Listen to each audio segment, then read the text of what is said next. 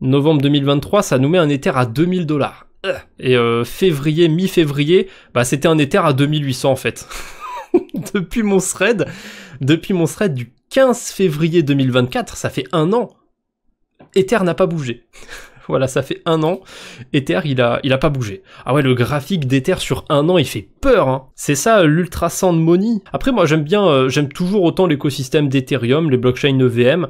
Force est de constater que ouais, le token Ether en lui-même, c'est pas trop la joie. Ce qui se passe sur l'écosystème EVM, moi, j'ai toujours la majorité de mes liquidités sur des blockchains EVM, donc c'est que c'est plutôt intéressant, c'est que ça marche bien, ça s'utilise bien. Ça, je pense qu'on s'en souvient pas avec le temps. On se souvient surtout de cette phase-là, où Bitcoin il a stonks jusqu'aux 100 000 $, mais on se rappelle plus que depuis le mois de mars, on se faisait chier, que ça bougeait pas, hein, et que ça allait même plutôt, ça tendait un petit peu à aller vers le bas. Et ensuite, on a eu toutes les news, ouais, c'est Trump qui va gagner, Trump c'est trop bullish, Trump c'est trop bien, il faut trop qu'on achète des cryptos, c'est trop bien. Bon, ça s'est calmé un petit peu, mais étonnamment, les mêmes coins et compagnie, ça a pas mal perdu depuis, mais Bitcoin a bien tenu la baraque.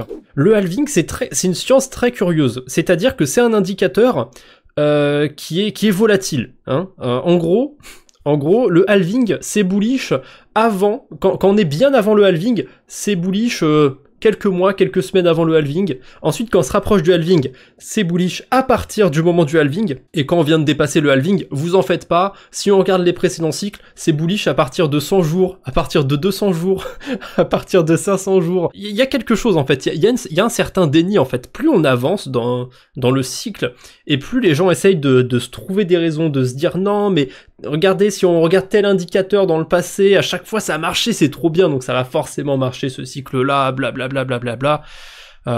J'ai dû dire plein de conneries aussi autour du halving, et je pense que je suis tombé un petit peu dans ce truc aussi de repousser les choses à chaque fois.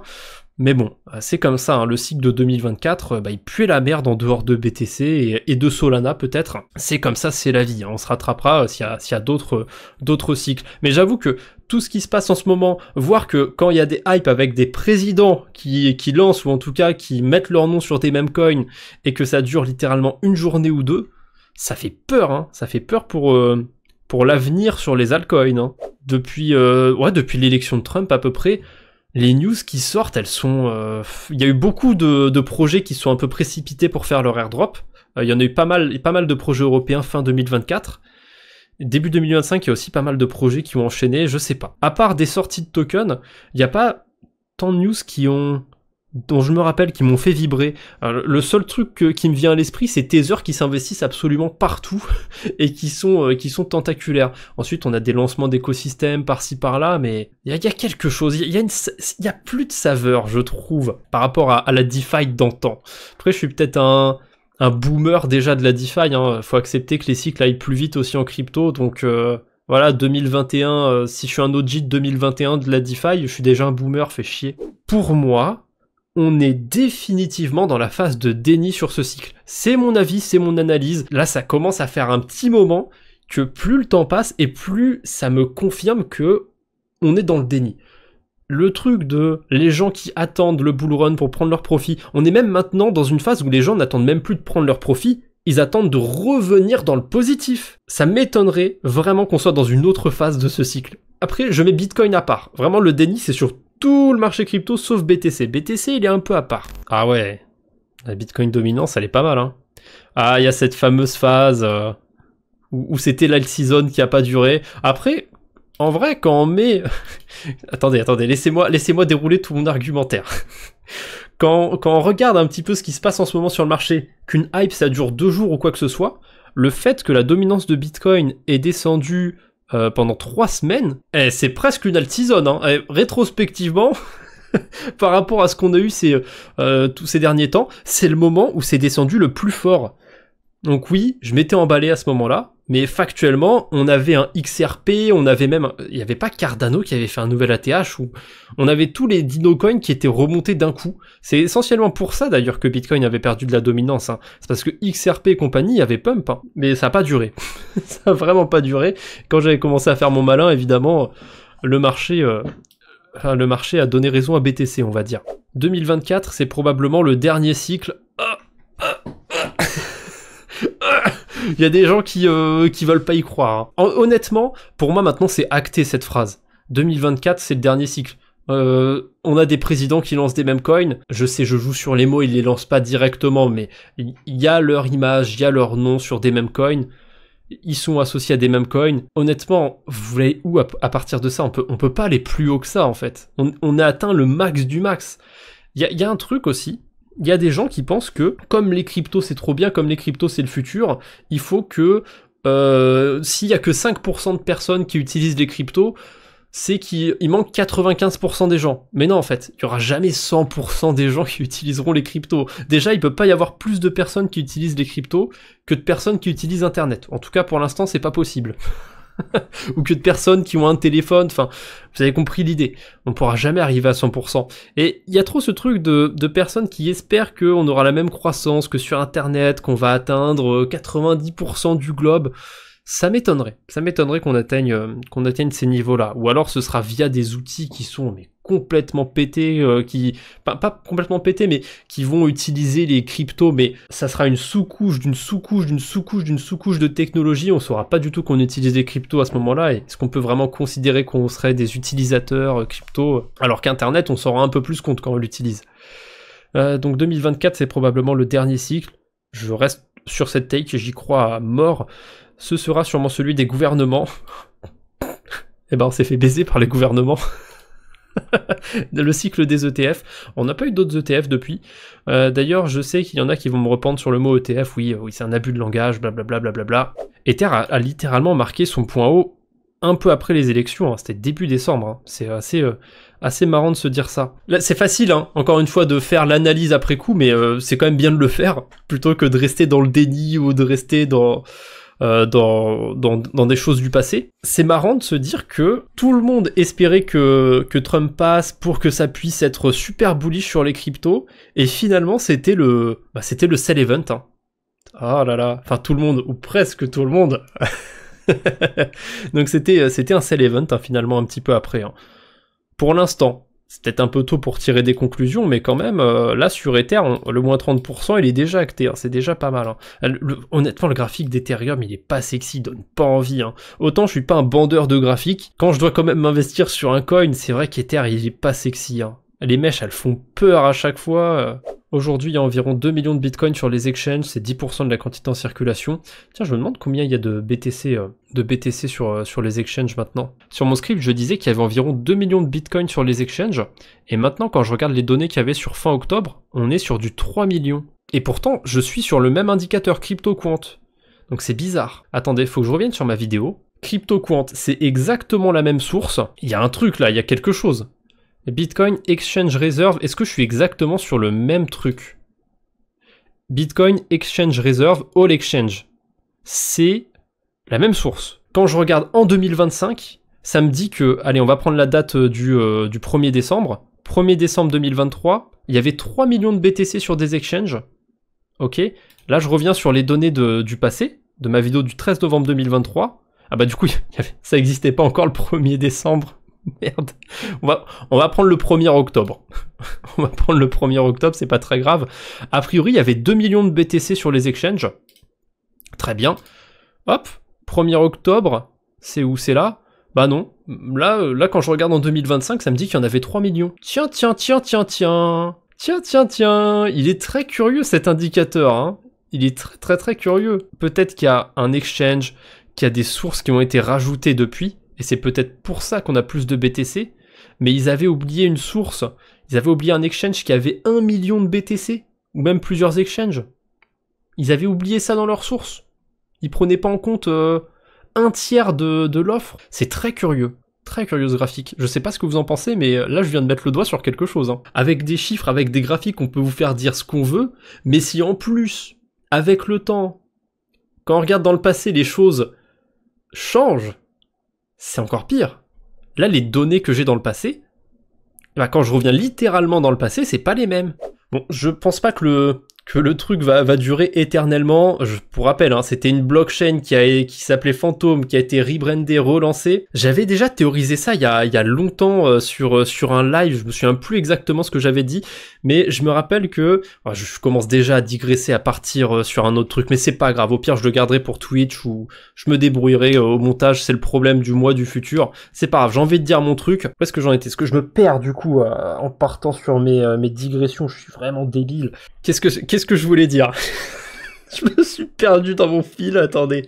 Donc, ah oui, ils sont relancés, ils sont passés de Phantom à Sonic, et j'avais fait un point similaire, je sais plus du tout quand, ça remonte à très longtemps, et je m'étais dit que dans la DeFi, en fait, c'était le modèle PancakeSwap. PancakeSwap, ils sont arrivés, ils ont lancé leur token, ils payaient les gens dans leur token pour les faire venir sur le protocole, et ça marche un temps, mais ensuite, il y a un autre protocole qui arrive, qui distribue son token et qui continue comme ça. Et j'avais théorisé le fait aussi qu'il y ait peut-être des protocoles qui allaient relancer des tokens bêtement. Alors c'est arrivé, il y avait Goose Finance ou Goose DeFi, je m'en souviens plus, qui avait fait ça, qui avait essayé de lancer d'autres tokens. Bon, ça s'est complètement planté, hein, évidemment. Le Ponzi a ses limites. Mais voilà, ça a marché une fois pour Phantom à Sonic. Est-ce que dans 2 ans, ils se rebrandent dans autre chose? Je sais pas. Je pense que ce sera limité. Je pense que, je sais pas, malgré tout, ça va pas marcher à long terme. Désolé s'il y a des fanatiques de Phantom, de Sonic ou je ne sais quoi. Mais ce système d'incentive et tout, imprimé de nulle part, ça peut pas durer sur le long terme. C'est trop difficile. Il y a que quelques exceptions. Bitcoin, techniquement, il y a des nouveaux bitcoins qui sont imprimés comme ça, magiquement. Bon, après, je sais, il y a le système du halving, il y a toute l'idéologie, il y a beaucoup plus de trucs derrière Bitcoin, c'est plus compliqué, mais il n'y a pas de... Enfin, je sais pas, l'inflation qu'il y a en ce moment sur Bitcoin, les nouveaux bitcoins, ils sont juste créés... je sais pas, c'est pareil du coup sur les tokens de DeFi, ils sont juste créés pour récompenser les gens, c'est juste que... ça rayonne pas autant que BTC, hein, PancakeSwap ou autre. Bref, il peut pas y en avoir un deuxième meilleur, comme on dit, pour faire ma petite phrase de BTC maximaliste. Mais voilà, j'avais envie de faire ma digression, ça m'est passé par la tête, j'y tenais. Allez, on continue. Les influx crypto, ils ont quand même ce biais de devoir être obligatoirement bullish, parce que si t'es bullish, tu vas... voilà, si t'es positif... La positivité, ça se transmet bien. Alors, la négativité extrême, ça se transmet bien aussi. Hein. C'est pas nécessairement que ça se transmet bien, c'est que ça interpelle. Si je fais demain une vidéo BTC va retourner à 10K, c'est de la grosse merde, je vais sûrement attirer un petit peu le regard des gens, mais c'est surtout des gens qui vont venir me taper dessus, je pense. Mais la positivité, ça attire. Ça, en fait, les gens ont besoin... Le biais de confirmation, c'est le pire truc sur le marché crypto et quasiment tout le monde, enfin en tout cas dans le public crypto, j'ai l'impression tout le monde fonctionne avec ça et c'est dangereux. C'est ça qui fait que ceux qui sont trop attraits à ce biais de confirmation sont à moins 90% sur leur portefeuille et ceux qui savent prendre un peu de recul par rapport à ce qu'ils voient sur internet, et ils sont plus proches de leur ATH. Hein.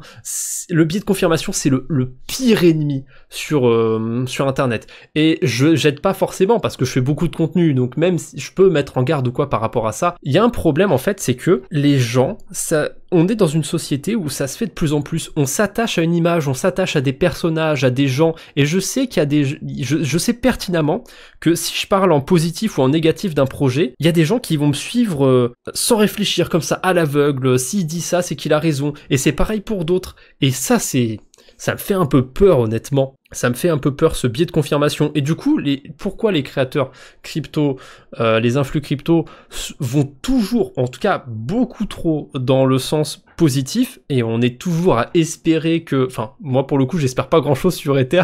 Je pense que c'est pas la première fois que je le dis, mais pourquoi il y a beaucoup de gens qui espèrent continuellement qu'on est encore en bull run, qu'on est encore... que Ether ça va pumper, vous en faites pas, faut juste attendre encore un petit peu. C'est parce que... ça fait des vues, ça permet aux gens, ça fait rester les gens, ça fait cliquer les gens sur des liens d'affiliation et compagnie. Ceux qui ont vendu 50% de leur BTC en ETH comme Asher, je me souvenais plus de tout ça, hein, mais je pense qu'il y en a plein qui l'ont fait. C'était la pire idée, fallait faire l'inverse. Je pense que le public crypto, c'est un public assez fidèle, mine de rien, c'est étonnant. Parce que les farmers d'airdrop, on sait qu'ils sont pas trop fidèles au projet, mais sur YouTube, sur Twitch, sur Twitter, vous êtes sympa, vous êtes gentil, vous êtes fidèles de ce côté-là, puisque bah, je le vois, il y a beaucoup plus de vues de spectateurs réguliers, sauf de temps en temps, quand je vais faire une vidéo sur un sujet un peu hype ou quoi que ce soit, ça arrive que ça attire un peu de monde. Mais il y a ce truc dans la niche crypto, et je suis sûr que je suis pas le seul à avoir ça. Je pense que Mage, je pense que Cryptomage ou d'autres créateurs de contenu ont exactement la même chose que moi, où on a un public relativement fidèle. C'est pas un type de contenu qui va intéresser le gros public. Je dirais qu'il n'y a pas plus de monde dans l'écosystème qu'en 2021, c'est juste que maintenant il y a plus de geeks qu'en 2021. Avant, parler de DeFi, c'était vraiment très niché, c'était vraiment très obscur, mais il y a des gens qui sont intéressés un petit peu, qui sont restés sur le truc, qui sont accrochés, et ça explique, je pense, pourquoi maintenant, il y a peut-être plus de vues, plus de gens réguliers sur les vidéos. Je pense que c'est ça.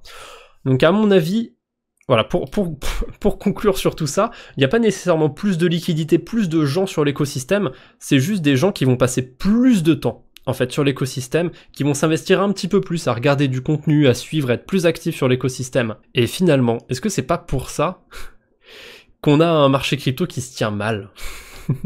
Parce que s'il y a moins de noobs, en fait, s'il y a que des pros, eh ben on connaît tous un petit peu les combines. Ah, bon, après il y a pas que ça, hein. Il y a pas que le fait qu'il y ait que des OG maintenant sur l'écosystème. Et en plus c'est pas vrai. Il y a plein de nouveaux arrivants, ça se voit quand même. Mais il y a cette rétention, il y a quelque chose, il y a un public qui devient plus geek, je trouve.